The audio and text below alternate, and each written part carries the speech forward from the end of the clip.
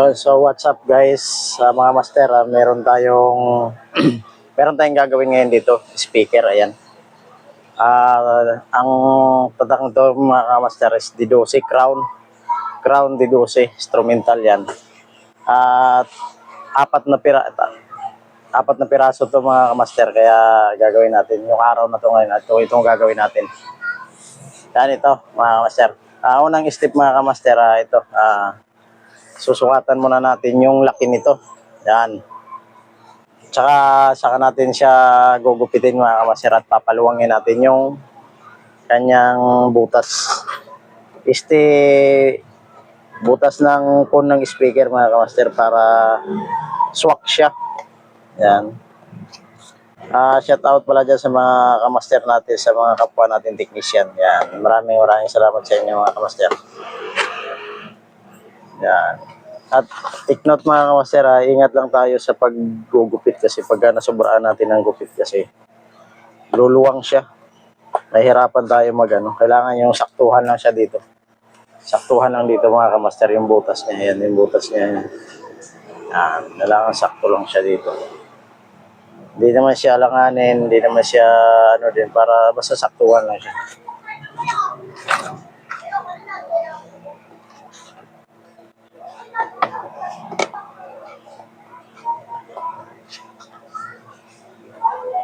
Actually mga kamaster, matagal na itong pinagawa sa akin ng may-ari.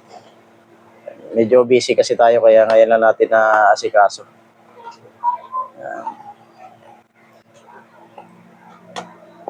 Gagamitin niya kasi pang mid-high ng kanyang mini sound system. Yan. Shout out sa may-ari nito pala. Shout out sa iyo ito na yung speaker na matagal mo nang inaantay. Yan, malapit mo nang magamit. Yan, so ang susunod natin gagawin mga kamaster, magtatabas tayo ng ganito. Yan, ganito kalalaki. Para ilalagay natin sa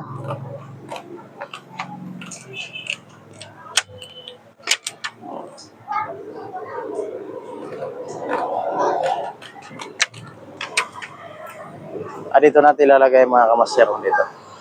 Para yung kanyang hindi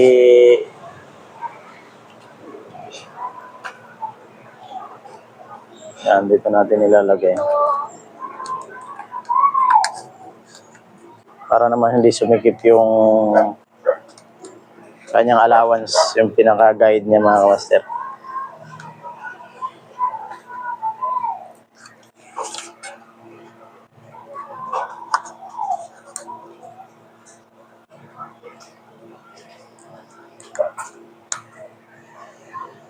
Ako na siya mga kamaster mo. Nailagay na natin, nakita niya. Nailagay na natin. Susunod natin gagawin mga kamaster at ito.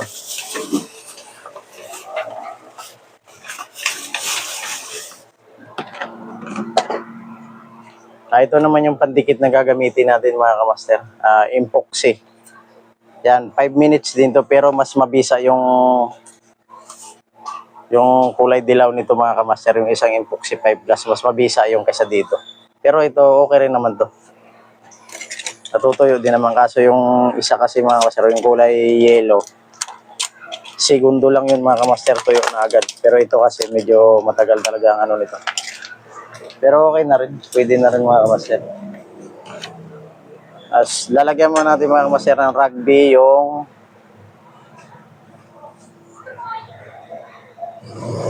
ito mga kamaster, lalagyan muna natin ng rugby to. Yan. Para magdinikit natin doon, tuyo na.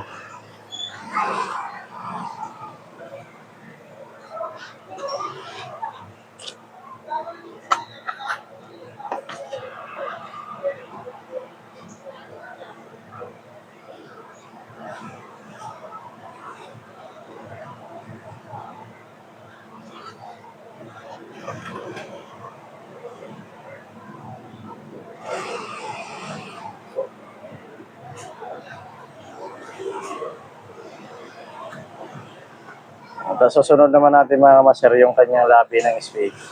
Ito dito para mamaya na lang. Nasa inyo naman yan mga master kung anong gusto nyo unahin. Kung unahin nyo sa baba pagdikit or dito muna kayo. Nasa inyo na po yan. Desisyon nyo na po yan. Option nyo na po kung anong unahin nyo. Ay basta sa akin kasi mga kamaster, nasanay ako sa ganito. Ganitong ginagawa ko. Baga, noon ako yung mga ganito. Nasa inyo na po yan. Option nyo kung anong alin ang unahin nyo mga kamaster.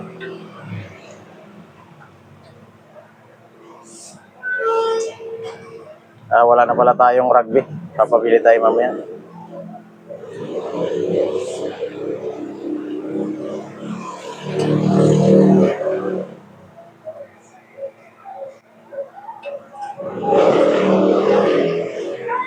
Bili na lang tayo.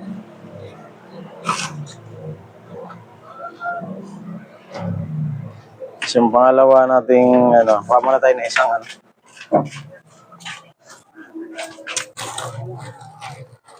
Yan, kukuha tayo ng stick ng barbecue mga kamaster para ito yung gagamitin natin. Plus sa isang pandikit.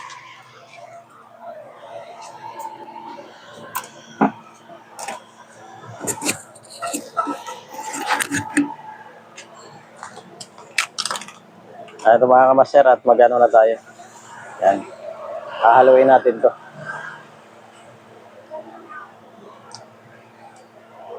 Konting-kunti lang yung paglagay kasi naman para mahalo natin, kailangan make sure may halo natin na mabuti.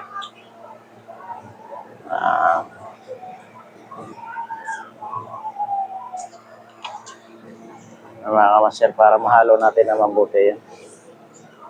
Yan. Haluin natin siya na mabuti para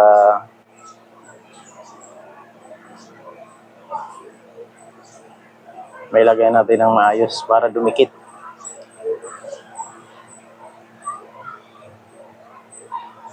Yan. At pangalawang sunod na gagawin mga kamaster at ilalagay na natin ito. Kailangan nakasintro pag nilagay natin.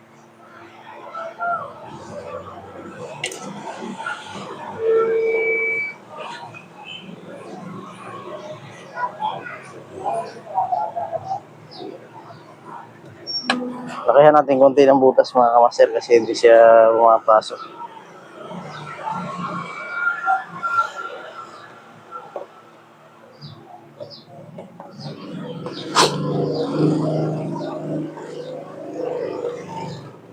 Ganda kasi yung saktong-sakto para wala siyang nasa align siya.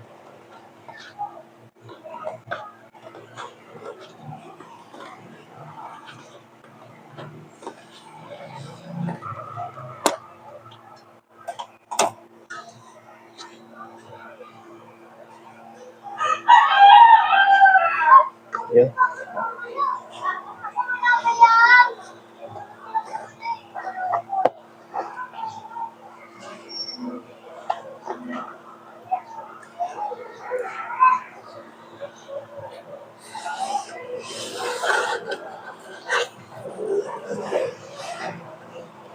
Ayan, kadikit na siya mga kamaster. Saktong-sakto siya mga kamaster.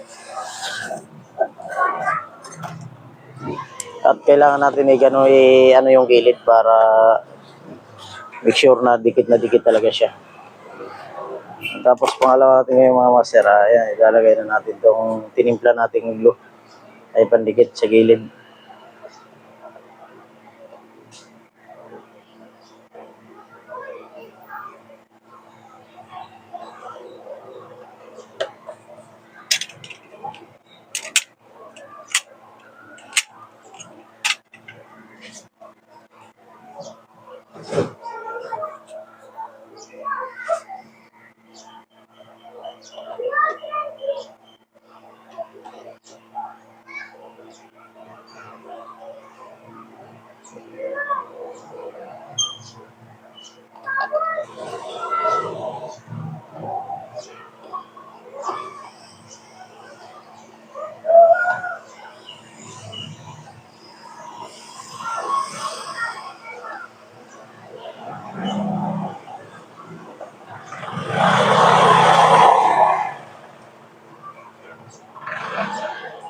Iayos lang natin maigi yung pandikit mga kamaster para dikit na dikit talaga siya.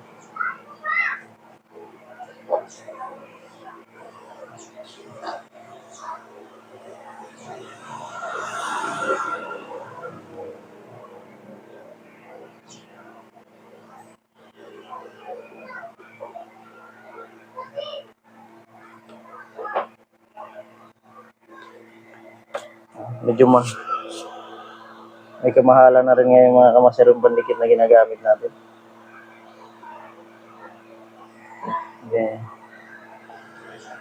Yung dilaw kasi dati mga kamaster medyo mababa lang yun, pero ngayon napakataas na. 120 na ang isa sa pandikit na yan. Mas maganda sana yung mga kamaster kasi kunting mga ilang minuto lang tuyo na agad yun. Ito kasi medyo matagal talaga to. Pero wala pa, ano na lang, tsaga-tsaga na lang. Yan, so, ganun lang mga kamaster, okay na. At naidikit na natin. Patitigasin na lang natin mga kamaster. Hanggang dito na lang yung ating video mga kamaster. Yun, so what's up guys, mga master, meron tayong meron tayong gagawin ngayon dito, speaker, ayan. Ang tatak nito mga kamaster is D12 Crown D12 instrumental yan. At apat na piraso to mga kamaster, kaya gagawin natin yung araw na to ngayon at itong gagawin natin. Yan ito mga kamaster. Unang step mga kamaster, ito susukatan muna natin yung laki nito. Yan. Tsaka saka natin siya gugupitin mga kamaster at papaluwangin natin yung kanyang butas. Butas ng cone ng speaker mga kamaster para swak siya. Yan. Shout out pala dyan sa mga kamaster natin, sa mga kapwa natin technician. Yan. Maraming salamat sa inyo mga kamaster. Yan. At take note mga kamaster, ingat lang tayo sa paggugupit kasi pagka nasobraan natin ng gupit kasi luluwang siya. Nahihirapan tayo kailangan yung saktuhan lang siya dito. Saktuhan lang dito mga kamaster yung butas niya. Yan yung butas niya. Yan. Kailangan sakto lang siya dito. Hindi naman siya alanganin, hindi naman siya para basta saktuhan lang siya.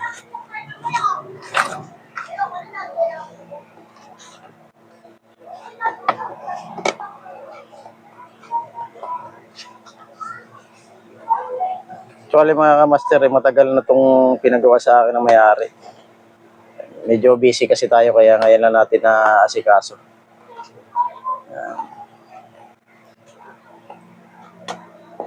Gagamitin niya kasi pang mid-high ng kanyang mini sound system. Yan. Shout out sa may-ari nito pala. Shout out sa iyo ito na yung speaker na matagal mo nang inaantay. Yan, malapit mo nang magamit. Yan, so ang susunod natin gagawin mga kamaster, magtatabas tayo ng ganito. Yan, ganito kalalaki. Para ilalagay natin sa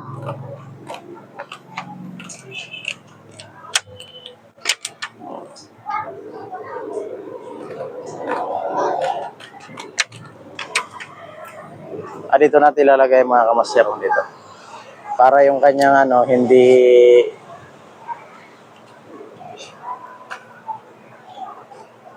yan, dito natin ilalagay. Para naman hindi sumikip yung kanyang allowance, yung pinaka-guide niya mga kamaster.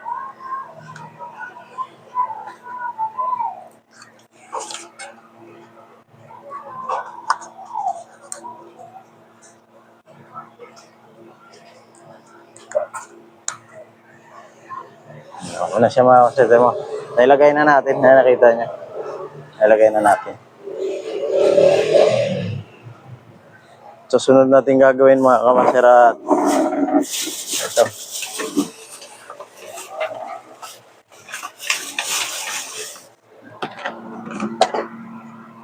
Ito naman yung pandikit na gagamitin natin mga kamaster. Epoxy. Yan, 5 minutes din to pero mas mabisa yung kulay dilaw nito mga kamaster, yung isang epoxy 5 plus mas mabisa yung kaysa dito. Pero ito okay rin naman to. Natutuyo din naman, kaso yung isa kasi mga kamaster, yung kulay yellow, segundo lang yun mga kamaster, tuyo na agad. Pero ito kasi medyo matagal talaga ang ano nito. Pero okay na rin, pwede na rin mga kamaster. As lalagyan mo natin mga kamaster ng rugby yung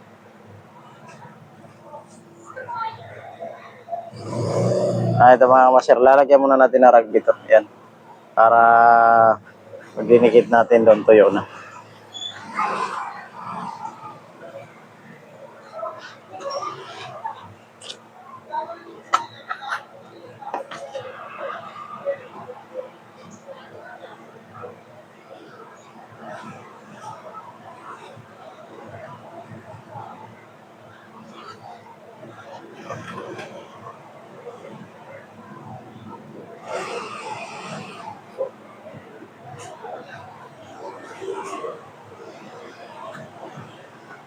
Tapos susunod naman natin mga kamaster yung kanyang labi ng spade. Ito dito, para mamaya ano na lang. Sa inyo naman yan mga kamaster kung anong gusto nyo unahin. Kung unahin nyo isang baba pagdikit or dito muna kayo. Nasa inyo na po yan. Desisyon nyo na po yan. Option nyo na po kung anong unahin nyo. Ay basta sa akin kasi mga kamaster, nasanay ako sa ganito. Ganitong ginagawa ko. Baga, noon ako yung mga ganito. Nasa inyo na po yung option nyo kung anong alin ang unahin yung mga master.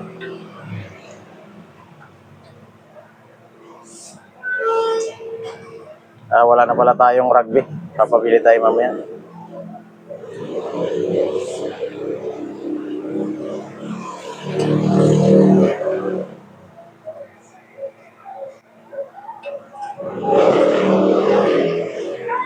Bili na lang tayo.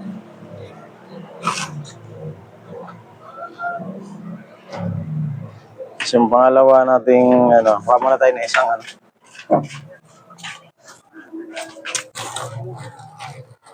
Yan, kukuha tayo ng stick ng barbecue mga kamaster para ito yung gagamitin natin sa isang pandikit.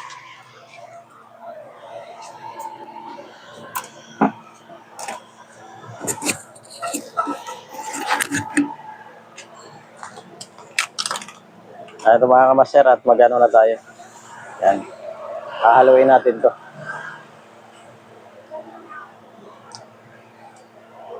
Konting-kunti lang yung paglagay kasi naman para mahalo natin, kailangan make sure may halo natin na mabuti.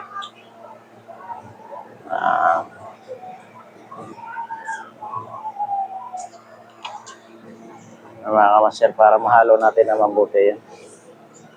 Yan. Haluin natin siya na mabuti para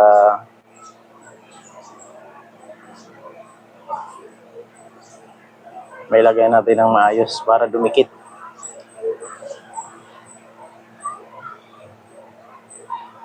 Yan. At pangalawang sunod na gagawin mga kamaster at ilalagay na natin ito. Kailangan nakasintro pag nilagay natin.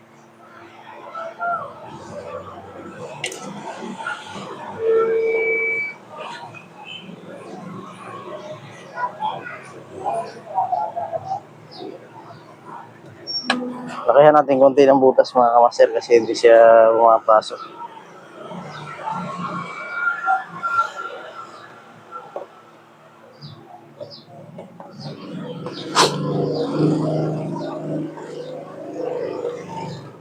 Ganda kasi yung saktong-sakto para wala siyang nasa align siya.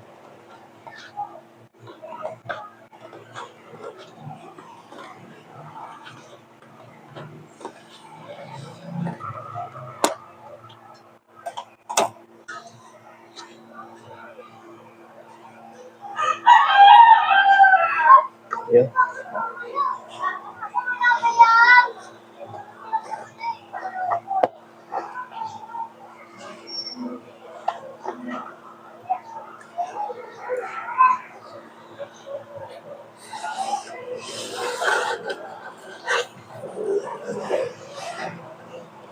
Ayan, kadikit na siya mga kamaster. Saktong-sakto siya mga kamaster. At kailangan natin ano yung gilid para make sure na dikit talaga siya. Tapos pangalawa natin ngayon mga master, ayan, ilalagay na natin itong tinimpla nating glue ay pandikit sa gilid.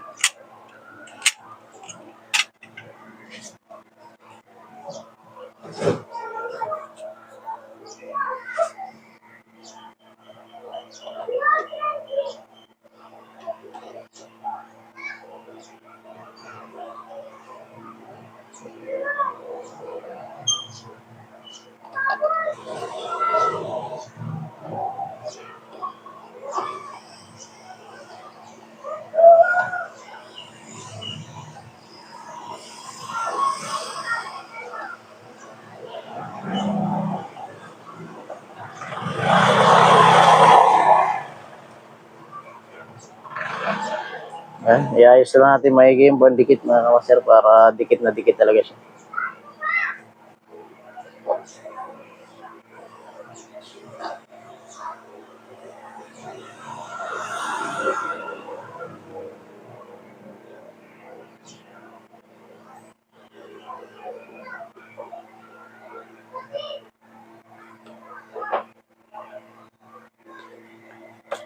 Medyo may kamahalan na rin ngayon mga kamaster yung pandikit na ginagamit natin.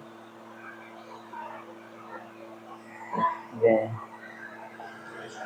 Yung dilaw kasi dati mga kamaster medyo mababa lang pero ngayon napakataas na. 120 na ang isa sa pandikit na yan. Mas maganda sana yung mga kamaster kasi kunting mga ilang minuto lang tuyo na agad yun. Ito kasi medyo matagal talaga to. Pero wala pa, ano na lang, tsaga-tsaga na lang. Yan, so, ganun lang mga kamaster, okay na. At naidikit na natin. Patitigasin na lang natin mga kamaster. Hanggang dito na lang yung ating video mga kamaster.